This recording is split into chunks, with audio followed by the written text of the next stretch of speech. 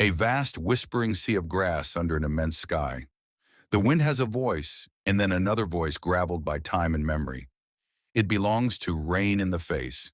His face a map of sun and sorrow, etched deeper than canyon walls. He speaks not to a camera, but to the horizon, to the ghosts it holds. The last thing Longhair heard was not a war cry, it was the sound of his own legend breaking, said Rain in the Face. A date predestined to ripple across time, June 25th, 1876. The storied Longhair George Armstrong Custer marched his 7th Cavalry into the Valley of the Little Bighorn, straight into a whirlpool of flying lead, pointed arrows, and revenge. When dusk fell, Custer and each soldier who rode with him had been slain. Yet what truly transpired during those last frantic minutes? For 100 years, the reality was concealed by military falsehoods, cinematic legends, and the gore-drenched earth of the battlefield. Until this moment, this is the account they tried to keep from you, told by the final surviving veteran who witnessed it, who battled, took lives, and bore truths so seditious. For ages, the American government labored to smother his voice. This is the genuine tale of the last stand, uncensored, and revealed for the first time through the bone-chilling testimony of the Lakota warrior who survived it. Rain in the Face. He pledged a blood feud. He collected trophies. And it might have been his hand that struck the fatal blow against Custer. Yet the testimony he gives now will demolish every belief you held about the most notorious slaughter in the history of the frontier. Don't turn away, for the narrative of the past is on the verge of being remade. This is the reality they failed to conceal. Rain in the Face, an esteemed Hunkpapa Lakota Sioux, chief and fighter, played a pivotal role during the 1876 Battle of the Little Bighorn. It was there that Lieutenant Colonel George Armstrong Custer and his men from the 7th Cavalry met their catastrophic end. Famed for his ferocious bravery on the battlefield, Rain in the Face also carried a profound personal vendetta against Custer. He held Custer directly responsible for the deaths of his own brother and sister during a previous violent encounter. A number of historical accounts propose that Rain in the Face was directly involved in the attack on Custer's forces and could possibly have been the one to land the lethal blow that killed Custer. Historians, however, continue to dispute this assertion, meaning the precise circumstances of Custer's death remain unclear. Following the conflict, Rain in the Face ultimately gave himself up to American officials and spent a period in prison. After gaining his freedom, he became an outspoken advocate for the rights of indigenous people and a renowned participant in traveling Wild West shows, where he would recount his experiences from the war. But before we begin, remember to click like and subscribe to support our channel's growth. Now, if you're ready for a true tale, I'll share one with you, taken directly from my own personal history. Back when I was in my prime, before I came to rely on these walking sticks, I was a man to be feared. My heart is calm today, but in that time my life was made for war and the chase. The women held me in high regard, but it was the men who truly dreaded me. Conflict was my great love. It meant more to me than sustenance, more than all other things. The bluecoats would shiver at the sound of my name, and the Ree and Crow trackers would rise from their sleep, clutching their own hair, terrified to find it gone, whenever they heard I was close. I was a tempest in the fight, and my legend by itself could make even a seasoned fighter's blood run cold. Harry, aware that fighters often speak with grand pride, cut in. "We accept that you are formidable, Rain," Harry stated. "But answer this. How did Tom Custer manage to subdue you?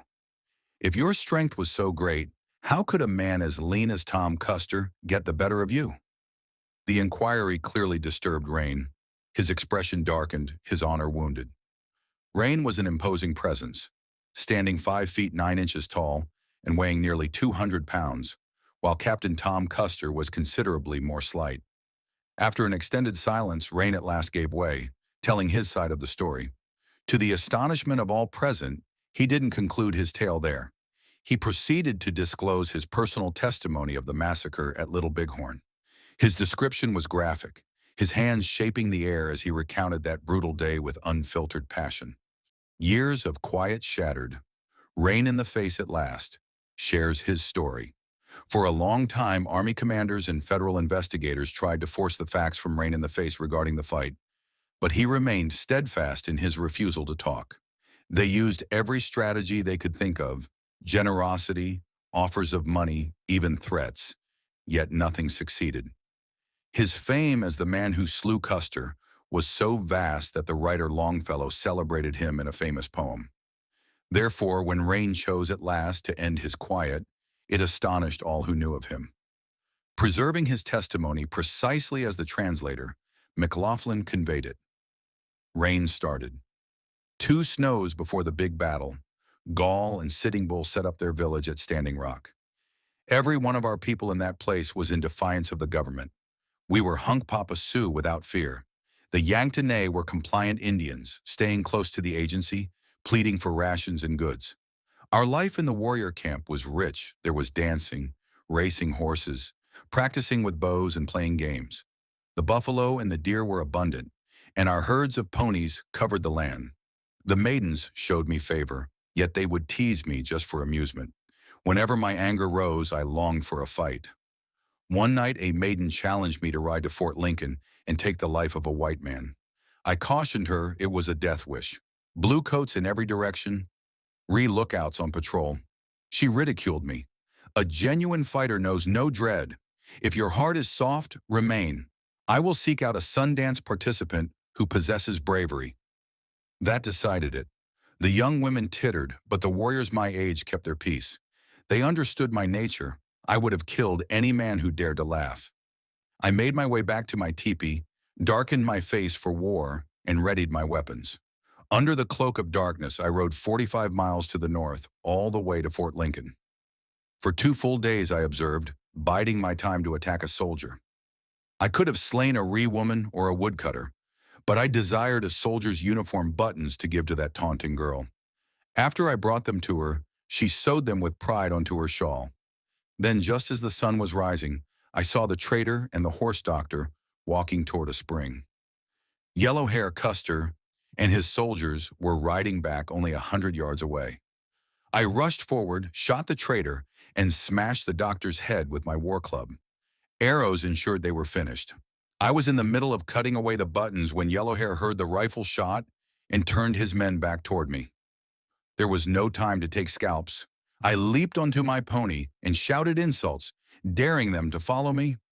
They chased me all the way to the Cannonball River. That winter, I went to the trading post at the Standing Rock Agency. I received no government food. I had never accepted the treaty. The storekeeper with one arm was present.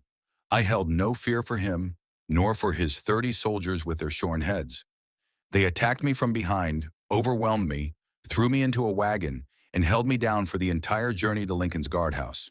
They dishonored me. I was given no respect as a chief, only chains, an empty stone room, and one threadbare blanket. The brutal cold season and a fighter's vow, the whole winter through, the freezing wind screamed through the gaps in the stone, burying me in drifting snow. The chill went straight to the bone. On one occasion, Little Hair allowed me outside and his soldiers tried to goad me into running. I understood their trick. They were hoping for a reason to gun me down from behind.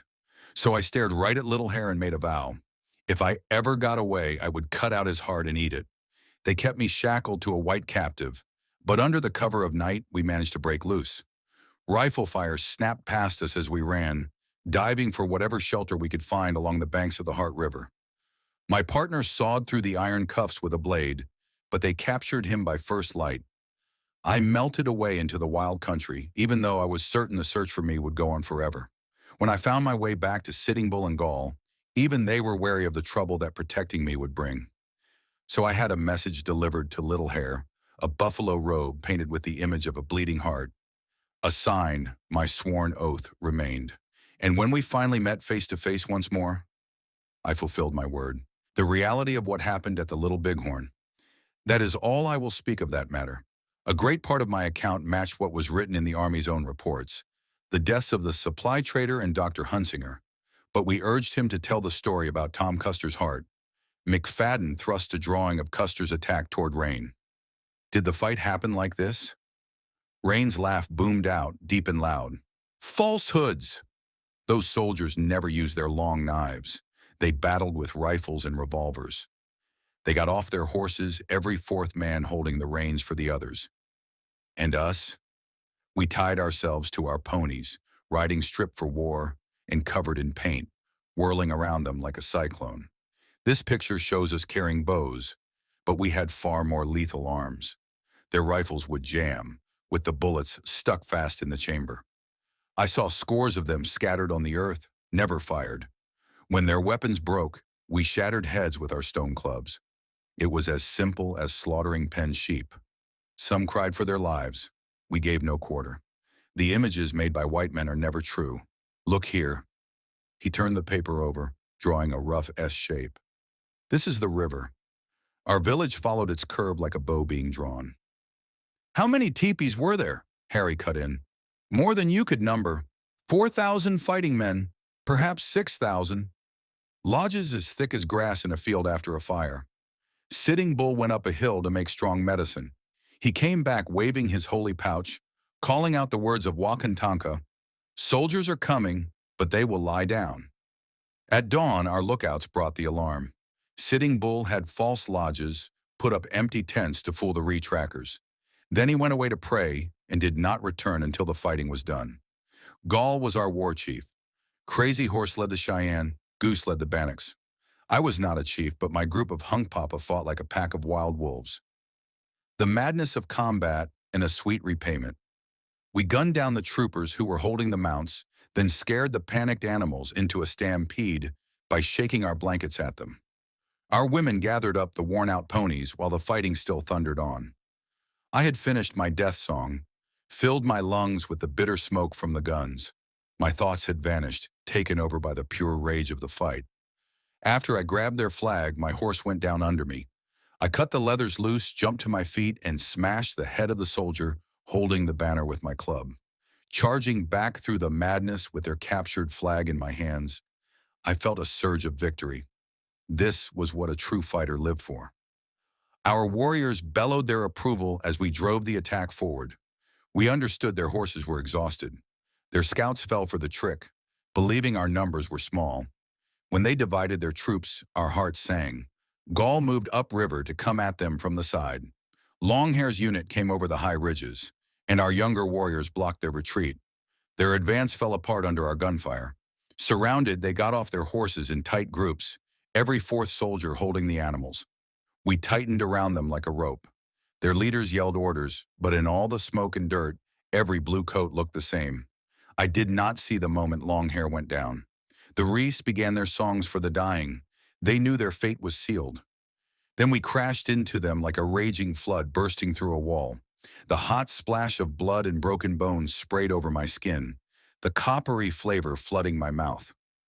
Lost to fury, I leaped onto a new pony and plunged back into the killing, firing my rifle, swinging my club without pause. When that animal was shot from under me, I seized another. That is when I saw him. Little Hair. The memory of my blood promise flared like a fire. Guarded by my charm of a white weasel's tail, I fought with the strength of a spirit. Men dropped as I cut my path to him. When our gazes locked, I laughed at the fear in his eyes. His mouth was moving in prayer or a plea. The roar of battle swallowed his voice. A single bullet from my revolver, fired into his chest, closed our account. I have no memory of letting go of my gun. I threw myself from my horse, cut out his still thumping heart, took a fierce bite from it, and spat the piece into his lifeless face. Holding the awful prize high, I rode away from that place of death. My debt of revenge was paid. To take his scalp seemed a small thing. My solemn vow was fulfilled. The price of victory and a council divided. As I pulled back, our women moved among the fallen soldiers who still breathed, gathering plunder, cutting leather from boots, even taking fingers to get their rings. They searched without success for Longhair's scalp. His cropped hair and plain clothes made him just another body in the carnage. The celebration that night was one of feasting and scalp dances. Sitting Bull took the glory for himself. My power made you bold. But Gall argued back, we won the battle while you worked your spells. Their fighting words divided our people. Some went with each leader, while warriors like me followed neither. When our scouts brought word of big guns coming our way, we traveled north across the medicine line into Canada. I stayed in that country until Sitting Bull came back, and I returned with him. This tale, never once spoken to the white man, until now leaves my mouth and my spirit at peace. The true account has been spoken, the mysteries that remain, and Rain's final word. When Rain stopped speaking, I asked him again, "If it wasn't you who killed Long Yellow Hair, then who did?" His reply was simple and direct. "No one can say. That fight was madness, like men swinging in the dark." Mac then inquired why Custer was not scalped when so many others were. "Courage does not protect a man from the knife," Rain said with scorn. "The women looked for him. He must have been hidden under a pile of the dead." When we brought up Curly, the Crow scout who said he escaped the fight, Rain's disdain was plain. "Curly speaks falsehoods. His pony died and he fled on foot. A man without courage, not a fighter." The final survivor of that day, now a man of roughly 60 winters, Rain remains the only living leader from the time of the Little Bighorn fight. He can trace the marks of his name in English writing, but knows little of what they say. While he comprehends much of the spoken tongue, his own speech is fractured, perhaps 30 coarse words at most, nearly impossible for a white man to understand. Consistent with the customs of his nation, Rain expresses thanks only for kindness yet to be shown, never for what has already been given. His bravery is beyond doubt, yet his sense of right and wrong follows the ancient code of the fighter. Still, once he gives his word, he holds to it, though persuading him to pledge anything at all demands the patience of a saint.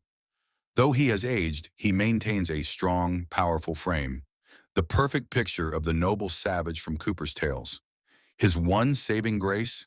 Once a promise is made, he never goes back on it. But winning that promise from him tries the will of the most determined man. This uncommon testimony from one who was there casts a different glow on that decisive day in June of 1876. Not the cleaned-up myth, but the brutal reality from the final survivor able to recount it. The battle is over. The story is not. The story is yours now. Thank you for watching. Please click like, subscribe to our channel, and enable notifications to be the first to see more of our videos.